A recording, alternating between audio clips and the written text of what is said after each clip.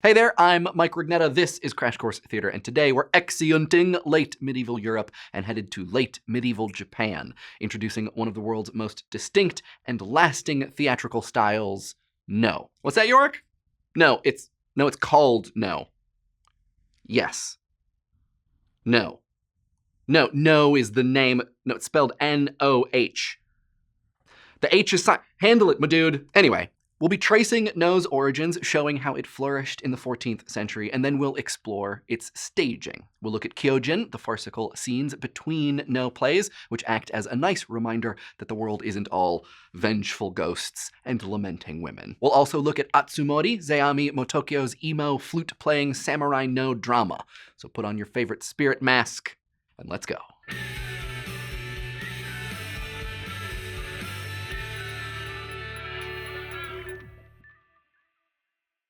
We don't exactly know when or how theater arrived in Japan, but the mythical version goes like so.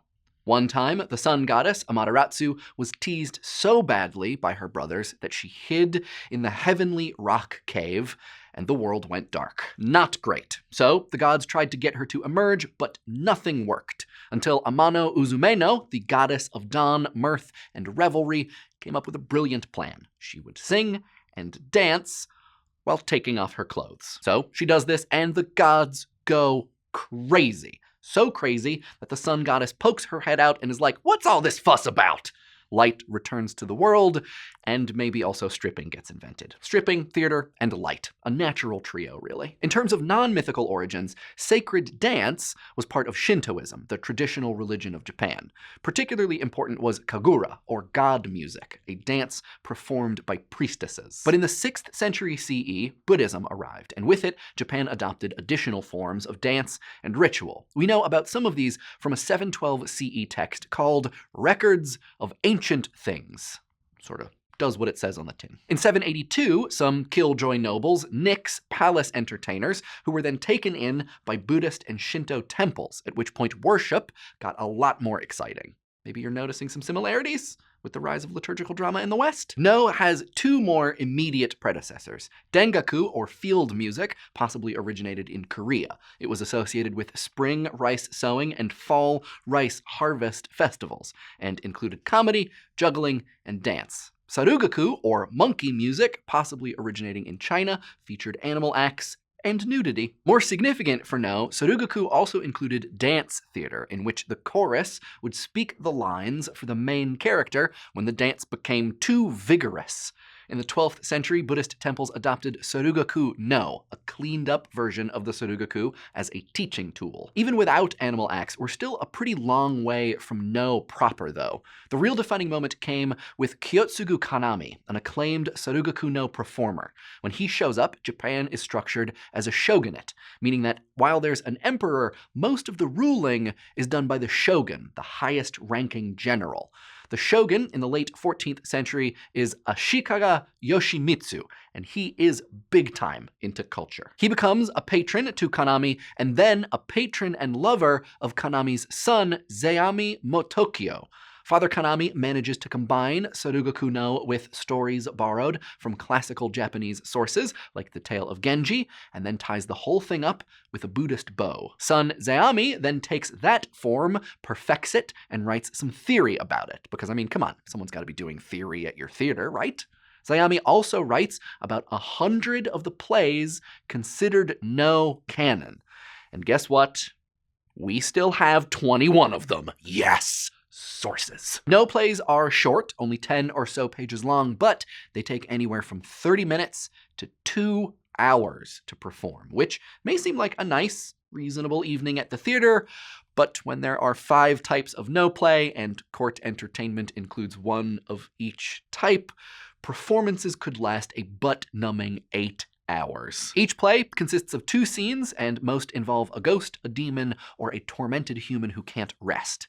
The language is a mix of verse and prose, most of it sung or chanted. Every No play ends with a dance. The 5 types of No play are the Kamimono, which involve the sacred story of a Shinto shrine. Shura mono plays are about warriors like Atsumori, we're going to meet him soon. Kazura mono plays, or wig plays, are about wigs. JK, they're about ladies who were played by wig-wearing men because, surprise, surprise, dudes only. The fourth type of no play is basically a grab bag, though it often included gendai mono plays, which told naturalistic stories, or the kyojo mono, aka madwoman plays, which are sad wig plays about a woman who loses a child or a lover and then goes insane. The final type, the kichiku mono, or demon plays, feature supernatural beings and have the coolest masks. I mean, look at this. And also this. No dramas are philosophical and somewhat static. They're heavily influenced by Shinto ideas about our connection to nature and Buddhist ideas concerning the transitory nature of life and the destructiveness of desire. There's not a lot of action, and the goal is to convey a mood rather than to tell a story. Each play has at least 3 characters, and some have 4 or 5. The 3 essential types of characters are first, the shite, or main character. This is the only character to wear a mask. Second, the tsure, the shite's companion. And third, the waki, or witness, or antagonist. Sometimes the shite is disguised in the first scene and reveals himself in the second scene. Sometimes, as in Atsumori, the shite plays 2 different characters. Between subsequent no plays, and sometimes between the scenes of one play, comedy scenes called Kyogen were staged. These were probably a nice change of pace because no plays aren't, funny? There are 2 kinds of Kyogen, parodies of no, which are like sadder plays, and scenes of everyday life based around stock characters, which resemble Roman comedies. But in both cases, there is one big difference. Kyogen are never vulgar. They are short, usually musicless, and though the language is more casual than in no, they are still very carefully performed. The no stage is pretty rad. The main part, the hanbutai, is roofed like a shrine and held up by 4 pillars. Jars are embedded under the stage to help with acoustics, and a pine tree is painted on the back wall. We got no, not enough time for a pine tree. Stage right stands a bridge called the Hashigakari, also roofed.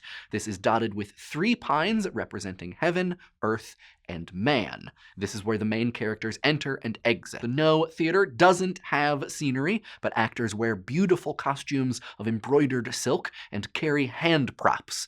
The fan is the most important object, as it can symbolize rain, wind, the sun, the moon, and a lot of other things. A 3- or 4-person orchestra called the Hayashi sits at the back of the stage, dressed in samurai costumes.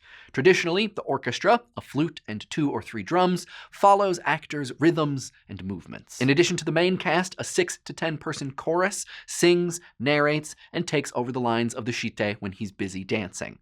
Like the Sanskrit theater, no acting is highly gestural and codified.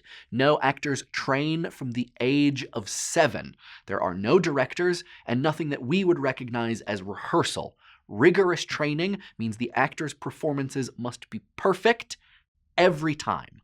Only the shite are masked in most plays, and that mask has one of 5 types: aged, male, female, god, or monster. Sayami, who wrote more than 20 booklets explaining the philosophy and style of no, said this about acting. Just as the transparent crystal produces fire and water, or a colorless cherry tree bears blossoms and fruit, a superb artist creates a moving work of art out of a landscape within his soul. According to Sayami, actors did this using 3 techniques. Monomane meant identifying with and embodying the character. Yugen meant lending that embodiment elegance, while emphasizing the impermanence of life. And hana, or flower, meant endowing the performance with spontaneity, so that even within no's highly systematic style, a play would feel a little different every time. No were primarily court entertainments performed for aristocratic audiences, but unlike other cultures, the Japanese mostly revered actors. During the height of no, many performers were even able to join the noble cast, the samurai. Speaking of samurai, let's turn to our tragic tale, Sayami's Atsumori, a story adapted from the popular Tales of the Heike. A no thought bubble? No problem. The play begins as the waki, or witness, dressed as a priest, enters via the bridge, saying, "Awake to awareness, the world's but a dream. One may cast it aside. Is this what is real?" Just in case the Buddhist influence wasn't totally clear. The witness says his name used to be Kumagae, but now it's Rensho. He became a monk because he feels guilt over killing a young warrior, Atsumori. Rensho explains he'll take a trip and pray for his soul. He crosses the stage, and his journey is complete. Arriving at his destination, he sees the shite, a flute-playing grass cutter. Rensho marvels that a low-class person can play so well. The grass cutter encourages him to be more woke, and they talk about flutes. It turns out the grass cutter is a relative of Atsumori, so he and the priest pray together. And now, a Kyogen interlude, wherein the waki asks a peasant to tell the story of Atsumori's death. Turns out, Atsumori was ready to escape a battle when he realized he left his precious flute. Returning for it, he missed the last boat out. He met enemy warrior Kumagae, who admired Atsumori's bravery and elegance, but killed him anyway. And then, the waki is like, "That's me. I'm Kumagae." In the second scene, the waki prays before bed. The shite, masked as Atsumori's ghost, enters and dances. The chorus describes Atsumori's death, and there's a moment where it seems like he'll take revenge on Rensho. But instead, he kneels and asks Rensho to pray for his soul, in the hopes they'll both be reborn on a single lotus petal, which is the Zen version of a happy ending. Thank you, Thought Bubble. So the moral of the story is that attachment is bad, even if it's to flutes. And also, don't underestimate grass cutters. We can see by its philosophical orientation, slow pacing, and melancholy tone that No has a different feel than other types of theater we've encountered so far. But there's an even more important difference. Unlike so much of the ancient theater we've been learning about, No is a living art form. It is still performed today by troupes who've inherited traditions passed down since Zeami's time. While it struggled in the late 19th and early 20th centuries, now it's considered an essential part of Japanese culture. Well, it's time for me to take the hurry door. Next time, we'll be heading to Italy, where theater briefly gets neoclassical and then gets rude. Until then, curtain. Crash Course Theater is produced in association with PBS Digital Studios. Head over to their channel to check out some of their shows like The Art Assignment and Eons and It's Okay to Be Smart. Crash Course Theater is filmed in the Chad and Stacey Emigolt studio in Indianapolis, Indiana, and is produced with the help of all of these very nice people. Our animation team is Thought Cafe. Crash Course exists thanks to the generous support of our patrons at Patreon. Patreon is a voluntary subscription service where you can support the content you love through a monthly donation and help keep Crash Course free for everyone, forever. Thanks for watching.